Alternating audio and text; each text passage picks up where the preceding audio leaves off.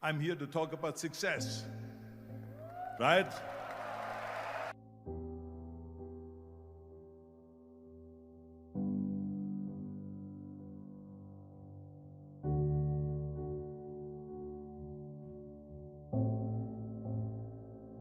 The first rule of success is to have a vision. You see, if you don't have a vision of where you go, and if you don't have a goal where you go, you drift around and you never end up anywhere. It's like you can have the best ship in the world, you can have the best airplane in the world. If the pilot or the captain doesn't know where to go, it would just drift around. It would not end up anywhere, or most likely in the wrong place. So I was very fortunate that I stumbled onto my vision. I mean, as you know, I was born in 1947 in Austria after the Second World War. And I didn't really like Austria when I grew up. I couldn't wait to get out of there. I couldn't see myself becoming a farmer or a worker in a factory or anything like that. Even though my parents wanted me to stay there and have a normal life. My father wanted me to become a police officer like he was. My mother wanted me just to stay there and marry a girl with the name of Heidi, hopefully, and have a bunch of kids and run around like the Van Trapp family in The Sound of Music. But that was their vision, not mine. My vision was totally different. I felt that I was born for something special, for something unique, for something big. You know how great it felt that I knew where I was going? Imagine the majority of people don't know where they're going. When you have a goal, when you have a vision, everything becomes easy. Because remember that in America, for instance, when you study, you will see the percentage of people that like their jobs. 74% hate their job in America. Now, there is not much different when you come to Europe. The majority of people don't like what they're doing because they're really not doing it because they didn't have a goal and they followed this goal. They just aimlessly drift around, and then all of a sudden there's a job opening, so they get that job because you have to work. But then when you work, it's a chore. It's work. It's not fun. So if you think about, only a quarter of the people really enjoy what they're doing in life. That is unbelievable if you think about it. So I felt so blessed that I knew what I was doing. It's like a medical student that studies and knows he wants to become a doctor. You know where to go. So I knew where to go. So people always ask me, when they saw me in the gym in the pumping iron days, they say, why is it that you're working out so hard? 5 hours a day, 6 hours a day, and you have always a smile on your face. The others are working out just as hard as you do, and they look sour in the face. Why is that? And I told people all the time, I said, because to me, I'm shooting for a goal. In front of me is the Mr. Universe title. So every rep that I do gets me closer to accomplishing that goal, to make this goal, this vision turn into reality. Every single set that I do, every repetition, every weight that I lift will get me a step closer to turn this goal into reality. So I couldn't wait to do another 500-pound squat.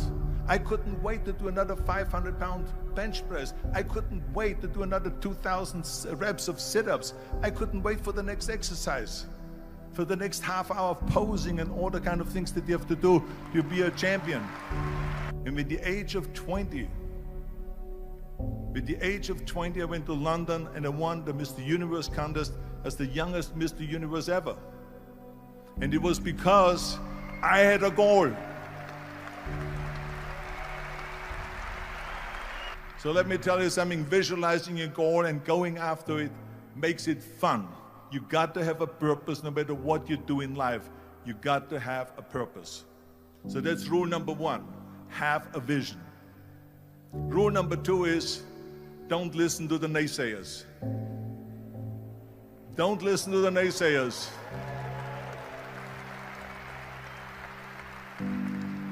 Everything I ever did, the thing that I heard out of people's mouth was, that's impossible. that can't be done or no.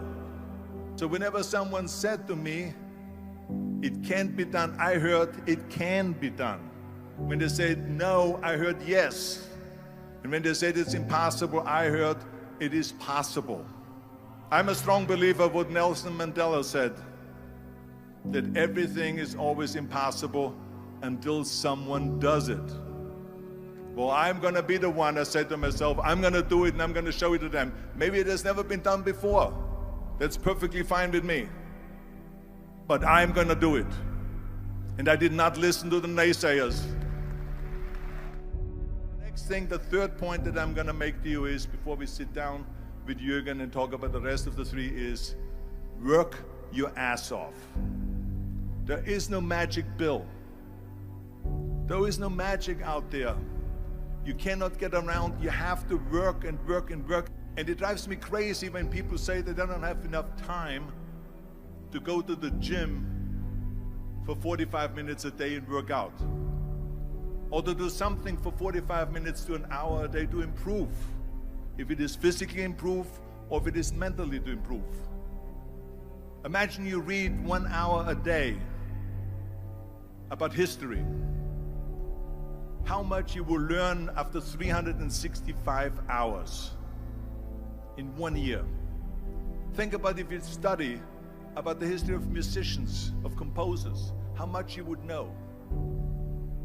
Imagine if you would work on a business, on some business that you want to develop every day for an hour. Imagine how further along you will go and get.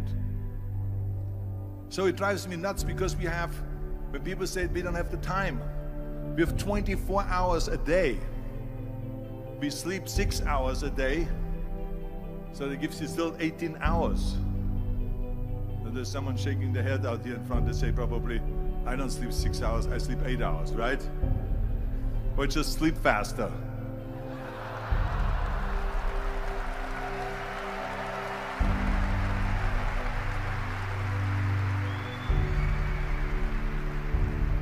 So we have 18 hours a day. The average person works around 8 to 10 hours. So let's assume it's 10 hours, so we have 8 hours left.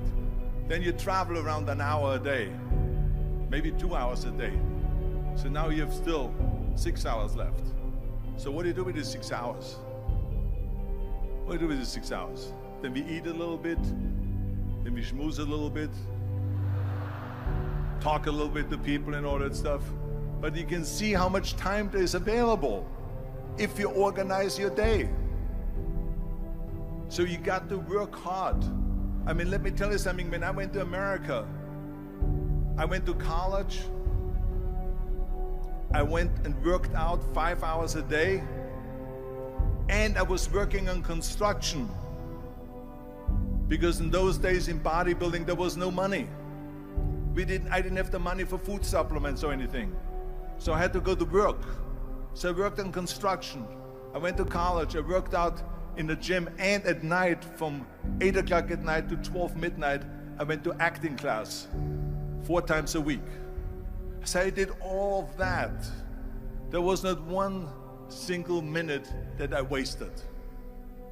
I became very friendly with Muhammad Ali in the 70s. And Muhammad Ali worked his butt off. And I saw it firsthand.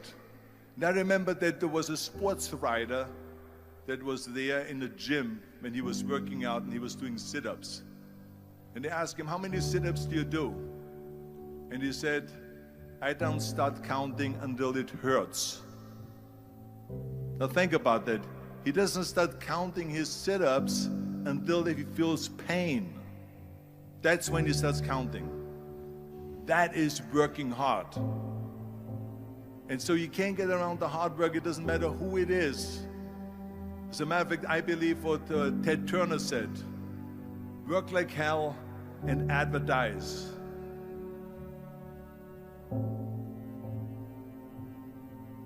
You get it? Work like hell, go to bed, and early to rise, work like hell and advertise. So you work your ass off, and then you let the world know about your work. That's what it is all about. Let people know. If you have a company, if you have a movie, if you do a sports, work your ass off, but then advertise and let everyone know.